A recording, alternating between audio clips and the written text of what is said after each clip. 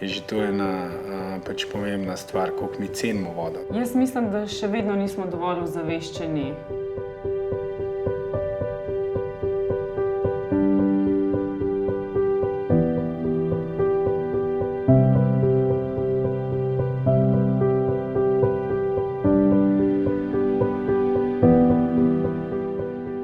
Prijaznimi sporočili sporočiti gostu, da je voda pitna.